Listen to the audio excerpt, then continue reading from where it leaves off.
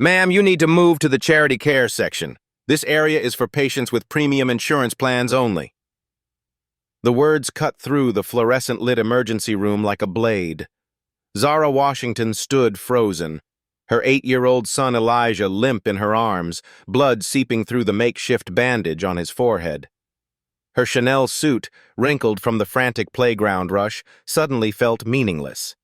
Charge nurse Beverly Thompson didn't even glance at the injured child. She waved dismissively toward the overcrowded general waiting area where families sat on plastic chairs. "But he's bleeding," Zara said quietly, her voice steady despite the rage building in her chest. Beverly's eyes finally lifted, scanning Zara with practiced disdain. "Head wounds look worse than they are, honey. Try some ice." Have you ever held your injured child while someone decided you weren't worthy of basic human dignity? 11:35 p.m. 5 minutes since arrival, Zara shifted Elijah's weight in her arms, feeling the dampness of blood seeping through the towel she'd grabbed from her Tesla. The playground equipment had been wet from the evening rain. One slip, one fall, and now her son's consciousness seemed to drift in and out like a tide. "Ma'am, I'm going to need you to step back." Beverly's voice carried the authority of someone accustomed to being obeyed. "You're blocking the pathway for actual emergencies." The word actual hung in the air like smoke. Zara watched Beverly's eyes deliberately avoid looking at Elijah's pale face, at the way his small hand gripped weakly at her jacket sleeve. In the far corner of the waiting room, Deshaun Martinez fumbled with his phone. His own 3-year-old daughter had a fever, and he'd been documenting their 2-hour wait for his wife. The camera was still recording when it captured Beverly's dismissive wave toward the charity section. "Yo, this is crazy," Deshaun muttered into his phone, adjusting the angle. "Lady's got a bleeding kid, and they treating her like—" He caught himself, remembering his audience. 73 people were watching his Facebook live stream. "Y'all seeing this?" Beverly called toward the security desk. "We need crowd control at the main entrance. Uninsured patient causing a disruption." The guard who approached was young, maybe 25, with the eager stride of someone still proving himself. His nameplate read, J. Rodriguez. Zara noted it automatically, filing away details the way she'd learned in countless boardroom negotiations. "What seems to be the problem here?" Rodriguez asked, his hand resting casually on his radio. "No problem at all," Zara said, her voice carrying a strange calm that made Rodriguez pause. "My son needs medical attention. I'm simply asking to see a triage nurse." Beverly stepped closer, lowering her voice, but not quite enough. "These people always think their kids are special emergencies. Single mothers. You know how it is." The assumption hit like a physical blow. Single mother. As if Elijah's father wasn't in Dubai closing a $200 million infrastructure deal. As if the wedding ring on Zara's finger was invisible. As if her worth as a mother could be measured by Beverly's narrow assumptions. Rodriguez shifted uncomfortably. Even he seemed to recognize that something felt wrong about the interaction. "Maybe we should just check the boy out real quick," he suggested.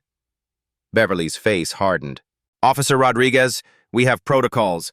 Insurance verification, intake forms, triage priorities.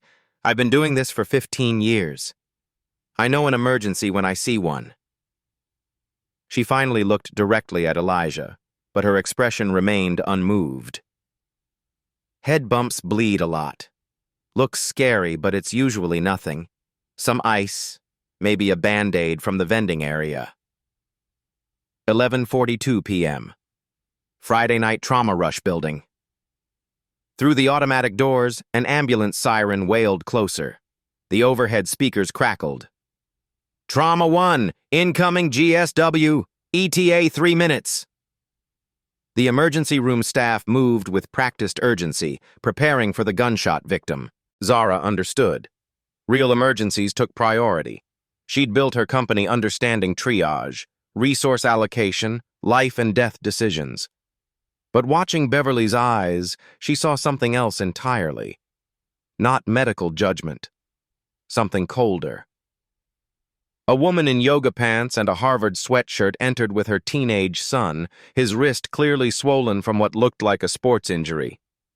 Beverly immediately approached them with a warm smile. "Oh, honey, let's get you right to triage. Sports injuries can be tricky." The contrast was so stark that Deshawn's camera automatically followed it. His viewer count had jumped to 127, and the comments were rolling fast. "Are you seeing this shit?" "Same nurse, totally different energy. This is exactly what my sister went through. Document everything, bro." Beverly escorted the White family past Zara without a glance. The message was clear. Some pain mattered more than others. Zara felt Elijah's grip on her jacket loosen slightly. His eyes, when they opened, seemed unfocused. The nausea he'd complained about in the car was getting worse.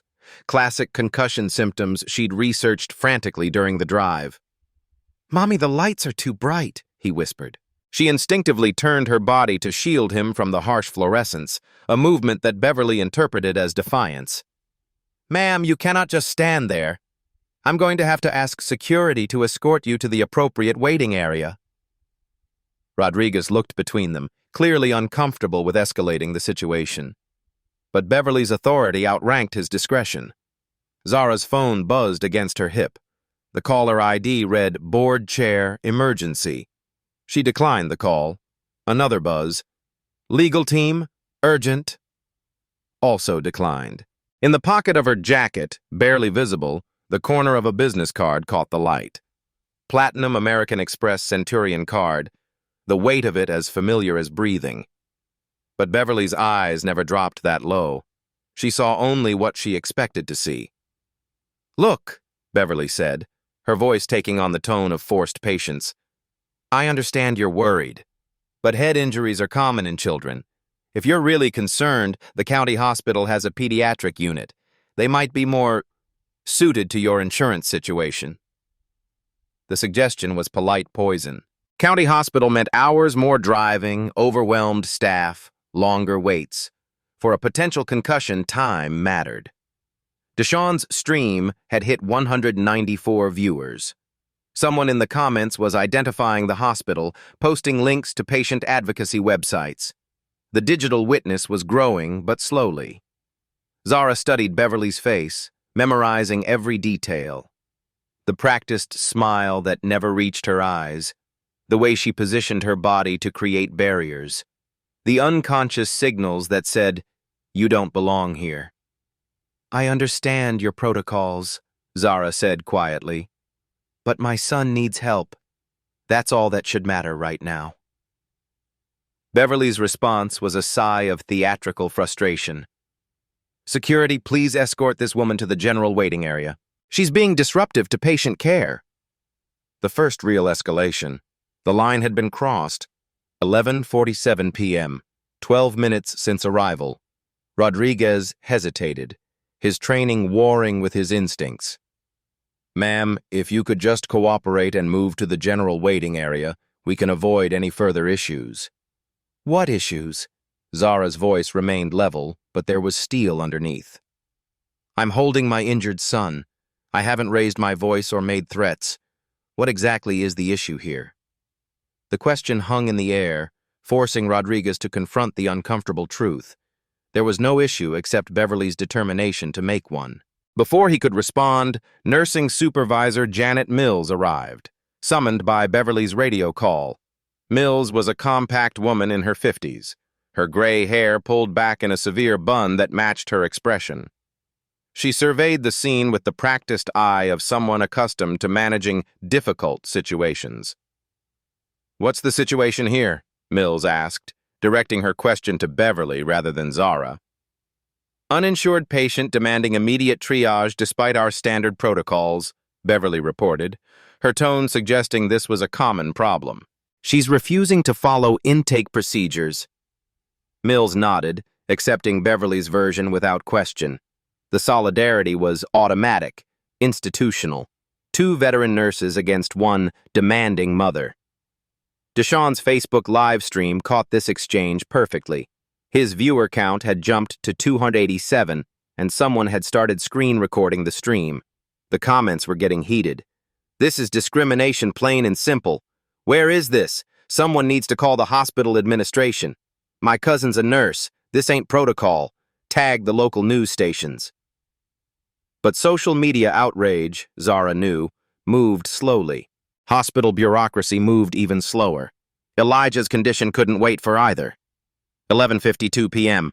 17 minutes since arrival, Mills approached with the confidence of someone wielding institutional authority. "Ma'am, I'm Janet Mills, night nursing supervisor. I understand you're concerned about your son, but we have procedures that ensure fair treatment for all patients." The word fair was particularly galling. Zara watched Mills' eyes perform the same dismissive scan that Beverly had done, taking in her appearance, making assumptions, reaching conclusions that had nothing to do with medicine. "Your procedures seem to prioritize insurance status over medical need," Zara replied. "My son has a head injury. He's showing signs of concussion. That should be the only relevant fact." Mills's smile was patronizing. "I understand your frustration, but head injuries in children are very common. Our triage nurses are trained to assess true emergencies. If this were serious, we'd already have him in treatment." The circular logic was maddening. They wouldn't assess him because they'd decided it wasn't serious. They'd decided it wasn't serious because they wouldn't assess him. Across the waiting room, the white family with the sports injury was already being wheeled back to an examination room. The teenager was alert, talking, laughing at something his mother said. No blood, no altered consciousness, no urgency except the kind that came with being seen as belonging. "Mommy," Elijah's voice was smaller now. "I think I'm going to be sick." Nausea. Another concussion symptom that should have triggered immediate medical attention. Instead, Mills interpreted it as evidence of maternal anxiety. "Children often feel sick when their parents are stressed," she explained to Zara with infuriating patience. "Maybe if you could calm down, he'd feel better too." The victim blaming was so smooth, so practiced, that Zara almost admired its efficiency. Make the mother responsible for both the injury and the reaction to medical neglect. 12:03 a.m. 28 minutes since arrival. Zara's phone had been buzzing continuously. The caller ID showed increasingly urgent contacts: crisis management, board emergency line, legal, priority. Each declined call felt like a small act of rebellion against the system that would open every door for CEO Zara Washington while slamming them shut for just another black mother Zara. Deshaun was whispering commentary into his phone, trying to stay unnoticed. "This is Metro General Hospital, y'all. Friday night, almost midnight. Been recording for 20 minutes now. This lady's kid is bleeding from his head, and they won't even look at him." His stream had attracted 423 viewers. Someone in the comments had identified themselves as a local journalist. Another claimed to be calling the hospital's patient advocacy line, but these digital allies felt distant, ineffective against the immediate power dynamics playing out in real time. Night Administrator Doug Patterson appeared, summoned by Mills' escalation. He was a tired-looking man in his 40s, clearly irritated at being pulled from whatever crisis he'd been managing. His approach was all business efficiency. "What's the situation?" he asked Mills, again ignoring Zara's presence. "Uninsured patient demanding priority treatment," Mills reported. "Becoming increasingly agitated despite our explanations of protocol." Patterson finally looked at Zara, his assessment quick and dismissive. Single black mother, expensive-looking but probably fake designer clothes, demanding special treatment. The narrative wrote itself in his mind. "Ma'am," he said, his tone suggesting this conversation was already over. "Metro General follows strict triage protocols based on medical necessity, not patient demands.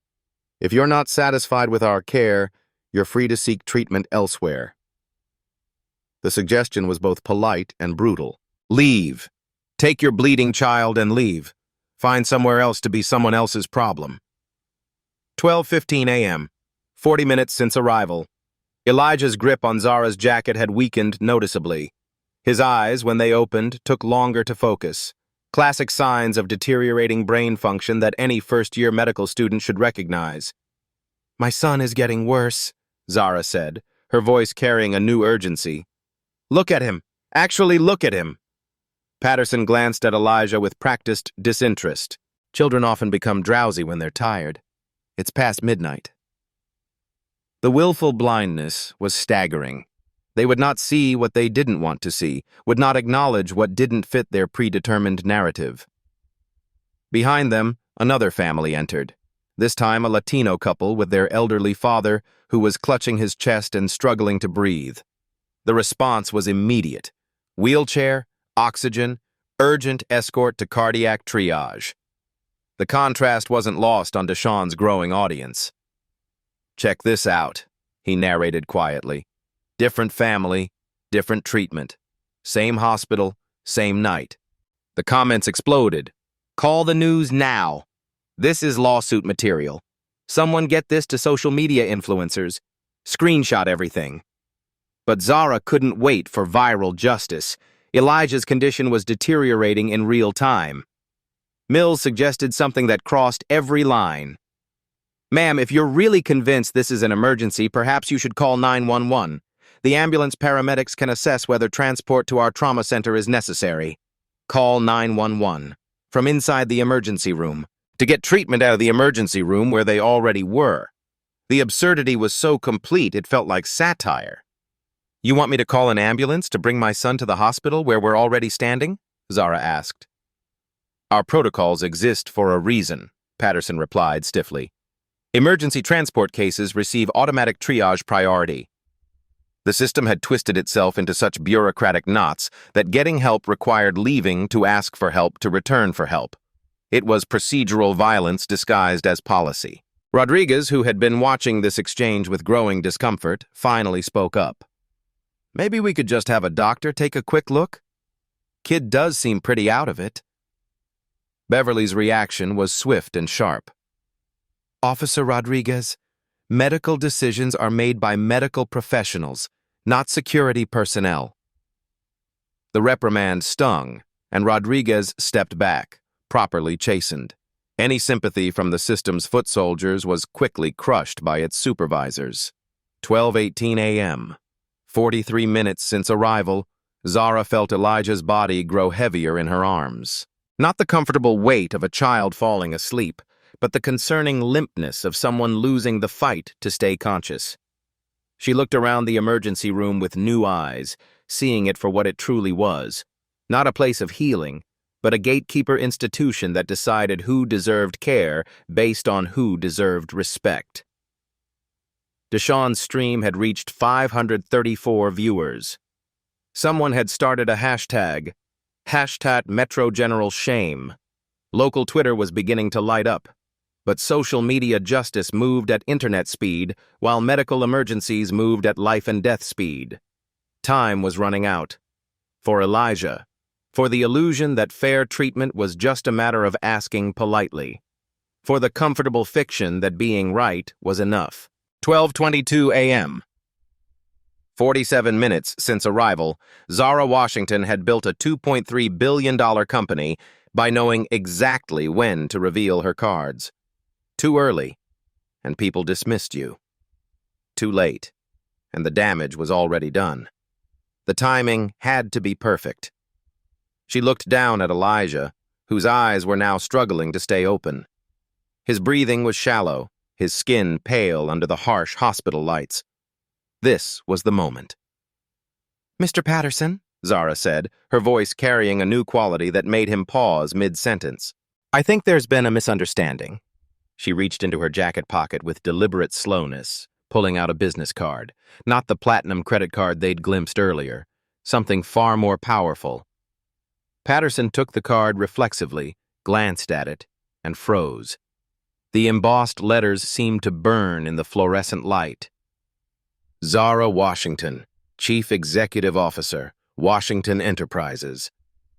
The blood drained from Patterson's face as the implications hit him like a freight train. Washington Enterprises. The same Washington enterprises that had financed Metro General's $89 million expansion 3 years ago. The same company that held the majority stake in MedCorp Solutions, Metro General's parent company. Beverly, still oblivious to the shift, continued her lecture about protocol. Sir, regardless of what business card she's carrying, we have procedures that— Shut up. Patterson's voice came out as a strangled whisper. Just shut up. Mills looked between them, confused by Patterson's sudden pallor. Doug, what's wrong? Patterson's hands were trembling as he held the business card. He'd seen this name in quarterly reports, board meeting minutes, financial statements that determined his hospital's future. Zara Washington wasn't just some CEO. She was their CEO's boss. She was everyone's boss. 12:25 a.m. 50 minutes since arrival, Deshawn's camera caught the moment of recognition perfectly. Patterson's transformation from dismissive bureaucrat to terrified employee was so dramatic that even the live stream viewers could sense something massive had shifted. Oh shit, Deshawn whispered into his phone. Y'all, something just happened. The administrator dude looks like he's about to throw up. The viewer count had climbed to 672. Someone in the comments had started researching Washington enterprises, posting links to Forbes articles about Zara's rise to power, her company's healthcare investments, her reputation for systematically dismantling institutional barriers. Patterson fumbled for his radio, his voice cracking. Security. Disregard previous calls to the ER. Situation is resolved. What situation? Rodriguez asked, still confused by the sudden change in atmosphere. There is no situation, Patterson snapped, sweat beading on his forehead despite the air conditioning. Zara watched the dominoes fall with the calm precision of someone who'd orchestrated this reveal 1,000 times in boardrooms around the world.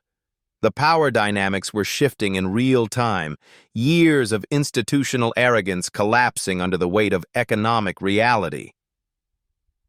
Ms. Washington, Patterson began, his voice barely above a whisper. If we had known— That's exactly the problem, Mr. Patterson. Zara's tone remained steady, but there was steel underneath that hadn't been there before. My son's medical needs shouldn't depend on who his mother happens to be. Beverly was still processing, her face cycling through confusion, recognition, and dawning horror. She'd spent 47 minutes treating the owner of her hospital like a charity case. Mills stepped forward, her nursing supervisor authority suddenly feeling very small. Ms. Washington, I apologize for any misunderstanding, but our triage protocols are designed to ensure— Your protocols, Zara interrupted gently, just spent 47 minutes denying medical care to a child with a traumatic brain injury. While you debated insurance status, my son's condition deteriorated. She looked around the emergency room with new authority, seeing the same space but from an entirely different position of power. How many other families have you treated this way? How many other children have suffered while you played gatekeeper? 12:28 a.m. 53 minutes since arrival, Patterson was frantically calculating damage control. His career, his hospital's funding, the entire institutional structure that had seemed so solid 5 minutes ago now felt like sand shifting beneath his feet. We need to get Elijah to trauma immediately, he said, signaling desperately to the nearest nurse. Full workup, CT scan, whatever he needs. Now you see the emergency? Zara asked. What changed? His symptoms are the same? His injuries are the same? The only thing that's different is your perception of who deserves care. The question hung in the air like an accusation. Beverly and Mills exchanged glances, both realizing they were standing at the epicenter of what was about to become a very public disaster. Deshawn's stream had exploded to over 1,000 viewers. The comments were rolling too fast to read, she's the CEO. Beverly about to lose her job. This is about to go viral. Screen record everything. Someone call Channel 7 News. But Zara wasn't finished. She had more cards to play. Mr. Patterson, I'm curious about something. Could you pull up the patient satisfaction scores for Metro General's emergency department? Patterson's confusion was evident. What? Now? Humor me. With shaking hands, Patterson pulled out his tablet, accessing the hospital's internal database. Our overall satisfaction rating is 3.2 out of 5. And broken down by demographic? The silence stretched as Patterson navigated through screens he clearly didn't want to explore. These numbers are... Share them. White patients rate us 4.1 out of 5. Black patients... His voice dropped to a whisper. 2.3 out of 5. Hispanic patients, 2.7. The numbers hung in the air like a medical examiner's report.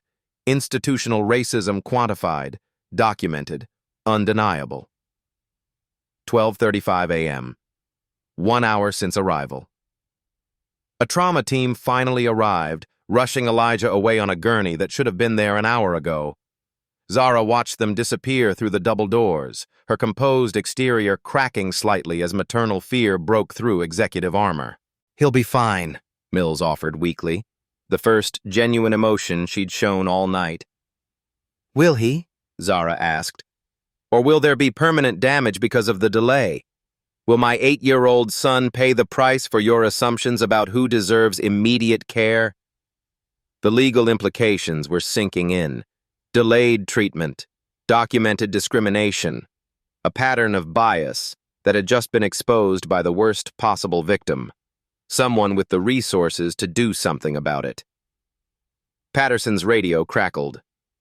"Mr. Patterson, we need you in the cardiac unit. Incoming MI. "Handle it," he said weakly, unable to leave the expanding crater of his career. Beverly had gone silent. Her earlier authority evaporated. She stood frozen, waiting for the axe to fall. Zara pulled out her phone, ignoring the dozen missed calls from her board, her legal team, her crisis management firm. Instead, she opened her own social media accounts. 2.3 million followers on Instagram, 1.8 million on Twitter, a platform that reached directly into the homes and hearts of people who'd experienced exactly what had just happened to her. "What are you doing?" Patterson asked, panic creeping into his voice. "Telling my story," Zara replied simply. She began typing. "Tonight, my son was denied emergency medical care at Metro General Hospital, not because of his injuries, but because of the color of our skin. This is America. This is healthcare. This is the reality that too many of our children face. Watch what happens when institutions think no one is looking." She attached Deshaun's live stream link, giving his documentation official amplification. 12:41 a.m. 1 hour, 6 minutes since arrival, Patterson watched in real time as Zara's post began gathering likes, shares, comments. Her follower count meant this wouldn't stay contained to late-night social media. By morning, it would be national news. "Please," he said, his voice breaking. "We can fix this. We can make this right." "Can you?" Zara asked. "Can you undo the hour my son spent in pain while you debated his worthiness? Can you give back the brain cells that may have died while Beverly explained why head injuries look worse than they are?" Mills stepped forward, perhaps sensing this was her last chance to salvage something. "Ms. Washington, I've been a nurse for 23 years.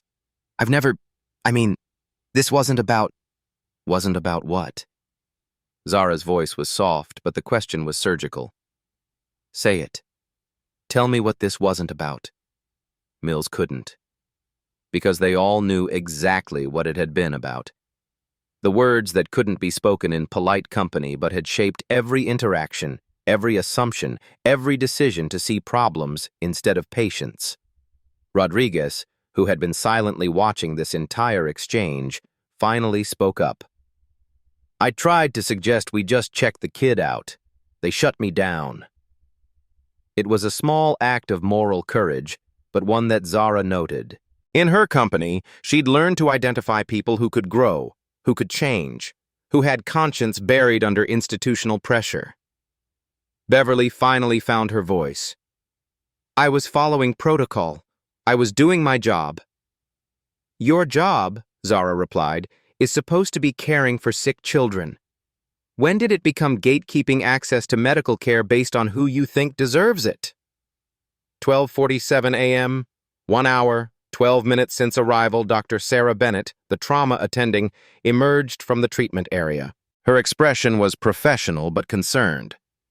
Ms. Washington, your son has a moderate concussion with some brain swelling. We're going to keep him for observation, but he should make a full recovery. The relief was overwhelming, but it came with a bitter aftertaste. Should make a full recovery meant there had been real danger. The delay hadn't been harmless bureaucracy. It had been genuine medical negligence. Doctor, Zara asked, would earlier treatment have made a difference? Dr. Bennett glanced at Patterson, then back at Zara. Medical ethics warred with institutional loyalty. Any head injury should be evaluated immediately. Time always matters with brain trauma. The admission hung in the air like a smoking gun. Zara looked around the emergency room one more time, at Beverly, who was staring at the floor, at Mills, who was calculating her own liability, at Patterson, who was watching his career end in real time. Gentlemen, ladies, her voice carried the authority of someone accustomed to making decisions that affected thousands of lives. We need to talk. 12:52 a.m., Conference Room B. The sterile meeting room felt like a tribunal. Patterson sat across from Zara, flanked by Beverly and Mills, both looking like defendants awaiting sentencing. Hospital CEO Dr. Maria Santos had arrived 20 minutes ago, her suit hastily thrown over pajamas, her expression cycling between damage control and genuine horror. Zara's legal team had materialized with the efficiency of people accustomed to 2 a.m. crisis calls. Corporate attorney James Morrison spread documents across the table like evidence exhibits. The hospital's own legal counsel, awakened from sleep, looked overwhelmed by the scope of what they were facing.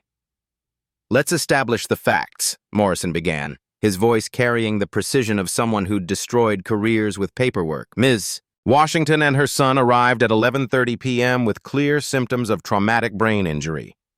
For 1 hour and 12 minutes, they were denied appropriate medical assessment based on what exactly?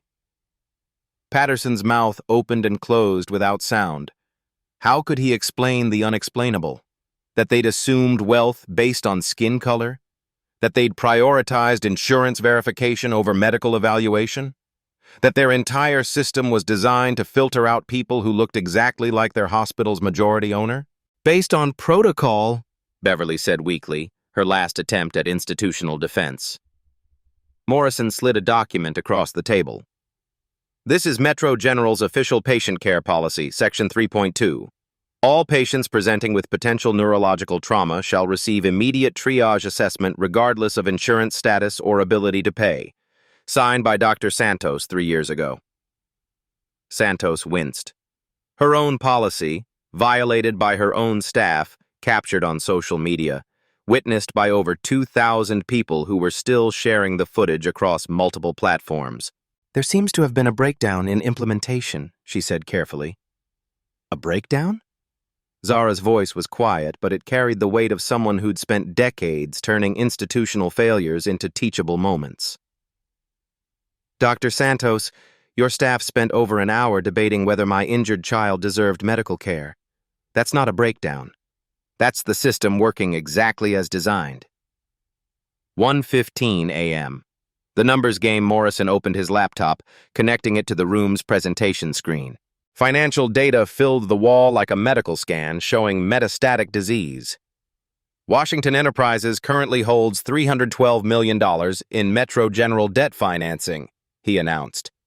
Additionally, we own 67% of MedCorp Solutions, your parent company. Equipment leases, pharmaceutical contracts, construction bonds, all flow through companies in our portfolio. The numbers weren't threats. They were simply facts. But facts with teeth. Santos studied the screen, calculating quickly. Mr. Morrison, surely we can resolve this without what? Without acknowledging that your hospital systematically provides substandard care to minority patients? without addressing the 2.3 out of 5 satisfaction rating among black families, without confronting the fact that a traumatic brain injury was treated as a paperwork problem? Patterson finally found his voice. We've had some training issues, but our staff isn't racist, Zara finished. Mr. Patterson, in the past 6 months, how many formal discrimination complaints has Metro General received? Patterson's silence was answer enough. Morrison consulted his notes. 14 complaints, 0 resulted in disciplinary action. All were classified as misunderstandings or communication issues, including 3 cases where minority children experienced delayed emergency care. The pattern was undeniable. This wasn't Beverly having a bad night. This was institutional culture. Mills spoke up for the first time since entering the conference room. Ms. Washington, I understand you're upset, but nursing is a demanding job. We make split-second decisions under enormous pressure. Nurse Mills, Zara interrupted. I run a company with 47,000 employees across 6 countries. I understand pressure. What I don't understand is how that pressure consistently leads to the same demographic receiving inferior care.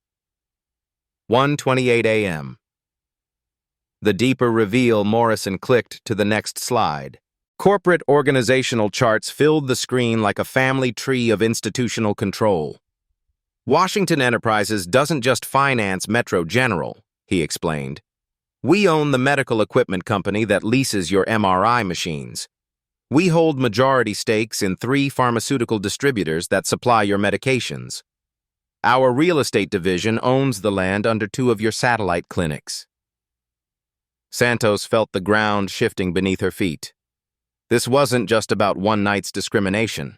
This was about the entire economic ecosystem that kept her hospital functioning. Additionally, Morrison continued, we're currently evaluating Metro General for inclusion in our new Community Healthcare Excellence Initiative. That's a $89 million investment program designed to reward institutions that demonstrate measurable commitment to equitable care. The carrot and stick were now clearly visible. 89 million reasons to change or face the consequences of staying the same. Beverly, who had been silent since the conference room door closed, finally cracked. Look, maybe I was having a rough night. Friday shifts are crazy, we're understaffed, and sometimes you make assumptions. But I'm not a bad person. I've been doing this job for 15 years. Nurse Thompson, Zara said, using Beverly's full name for the first time. I don't think you're evil. I think you're human. But your assumptions nearly cost my son his cognitive function. Your rough night could have been his permanent brain damage.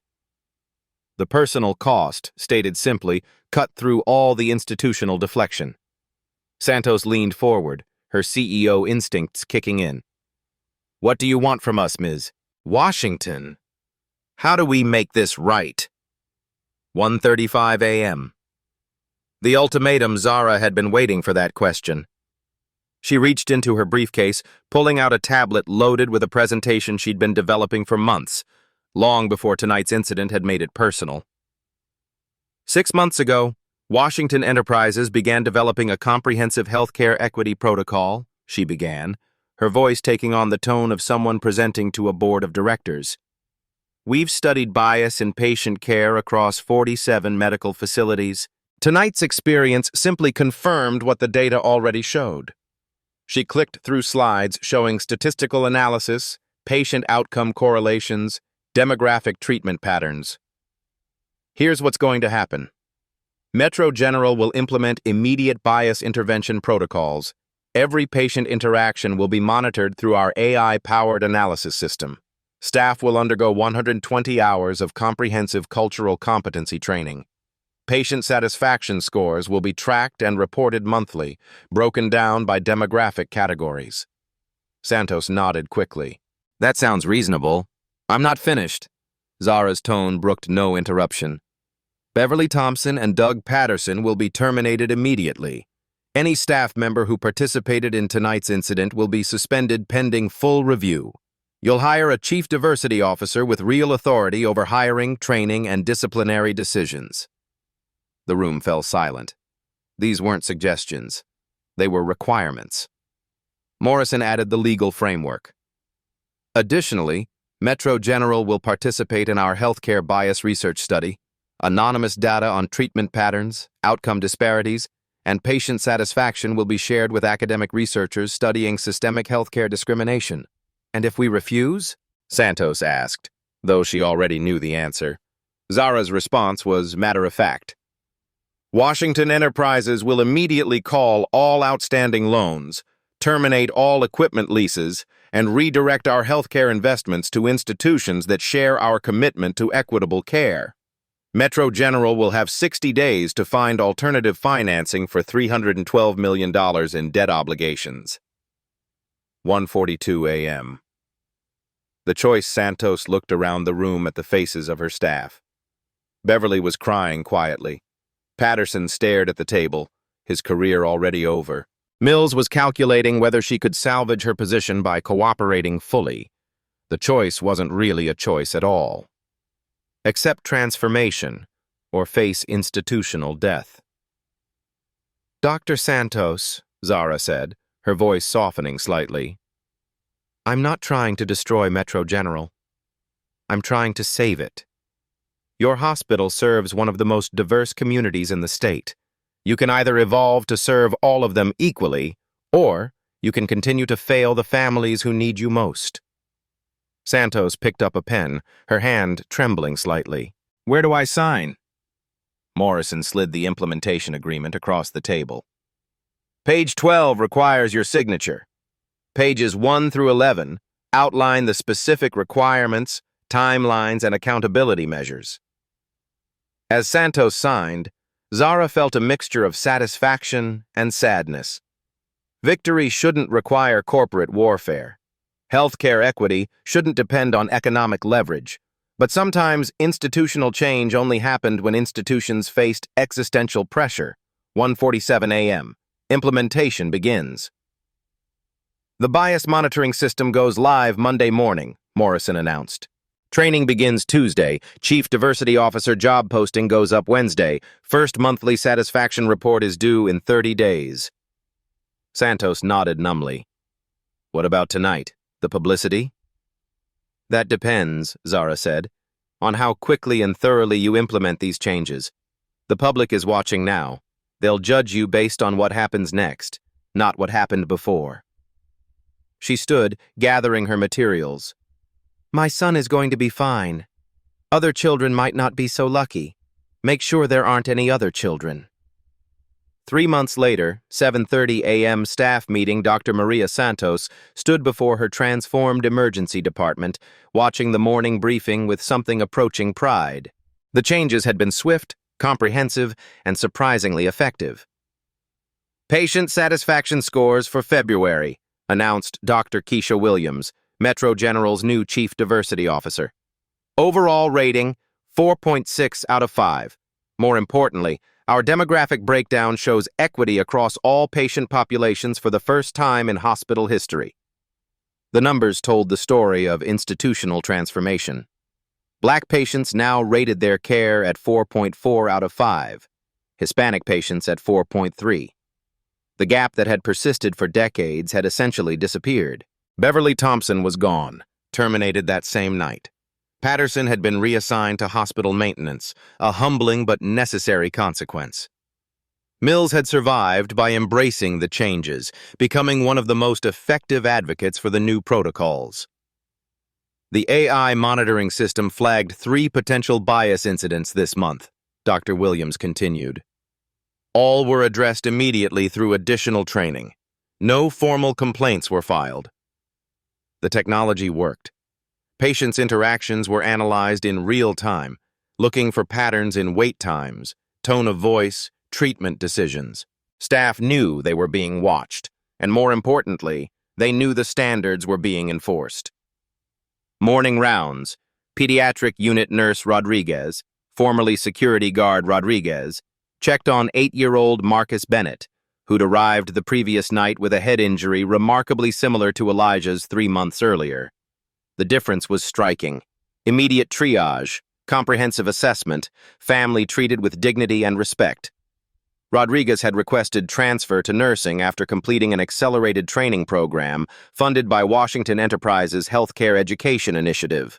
His moral courage during the Washington incident had earned him a second chance at a career where he could actually help people. "How's Marcus doing?" Dr. Williams asked, reviewing the boy's chart. "Full recovery expected," Rodriguez replied.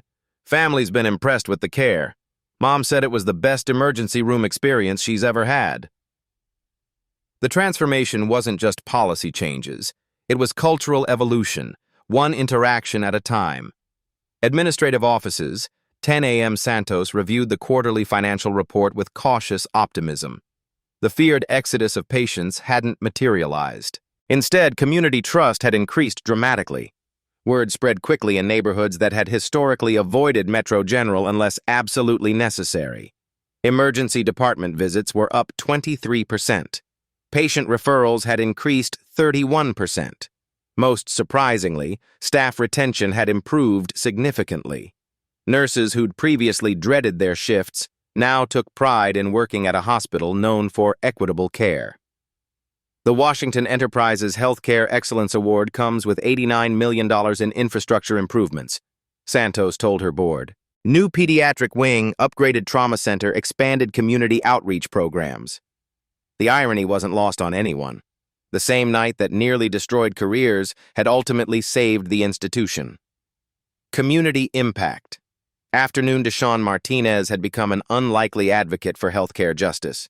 His Facebook livestream that night had been viewed over 2.3 million times. Local news stations had picked up the story. National healthcare policy experts had cited Metro General as a model for rapid institutional change.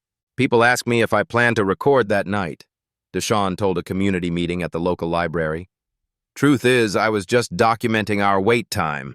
But that video showed something that happens every day in emergency rooms across America.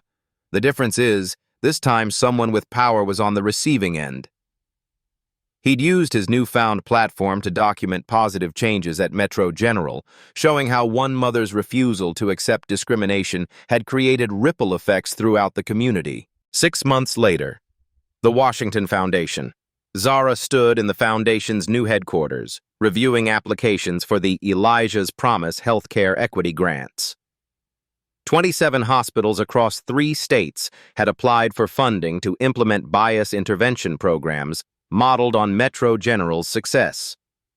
Elijah, fully recovered and now 9 years old, was helping sort through thank you letters from families who'd experienced improved care at participating hospitals. "Mom, look at this one," he said, holding up a drawing from a 6-year-old girl whose broken arm had been treated immediately at a hospital in Atlanta. She drew herself with a doctor who looks like her. Representation mattered. Dignity mattered. The simple expectation that medical care should be colorblind had become revolutionary change. The real-life stories continue. Metro General's transformation had inspired broader systemic changes. State health officials were developing bias monitoring requirements for all emergency departments. Medical schools were revising curricula to include comprehensive equity training. Insurance companies were tracking patient satisfaction by demographics as part of provider evaluations. But the most powerful changes were individual. Families who had previously delayed seeking medical care now arrived early when children showed symptoms. Community trust in healthcare institutions was slowly being rebuilt, one respectful interaction at a time. These touching stories of institutional change demonstrated that progress was possible when people with power used it responsibly.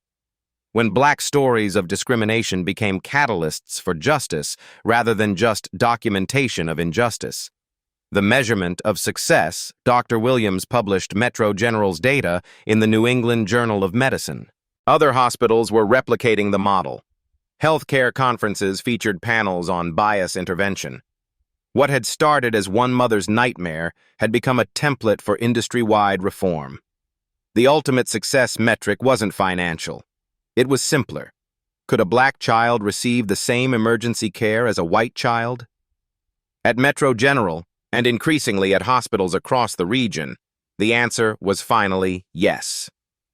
1 year later, the legacy Elijah Washington, now 10, spoke confidently to the packed auditorium at the National Healthcare Equity Summit. His mother watched from the wings as her son shared his story with hospital administrators, policymakers, and advocates from across the country. "That night changed everything," Elijah said, his voice clear and strong. "Not just for me, but for kids who look like me in emergency rooms everywhere. My mom always says the most powerful medicine isn't in a pharmacy. It's refusing to accept unacceptable treatment." The audience of healthcare professionals rose in sustained applause. Many had implemented Elijah protocols in their own institutions. Others had traveled here specifically to learn from Metro General's transformation. Dr. Santos, now a national speaker on healthcare equity, presented the summit's final statistics. Discrimination incidents across participating hospitals had dropped 78% in 18 months. Patient satisfaction among minority families had increased from an average of 2.4 to 4.3 out of 5. Most importantly, health outcomes had improved as families felt safer seeking early medical intervention. The ripple effect Zara's story had become a case study taught in business schools, medical schools, and public policy programs. Not as an example of corporate revenge, but as a demonstration of how individual courage could catalyst systemic change when combined with strategic thinking and sustained commitment. Beverly Thompson had completed a comprehensive bias rehabilitation program and now worked as a patient advocate at a community clinic, helping other healthcare workers recognize their unconscious prejudices.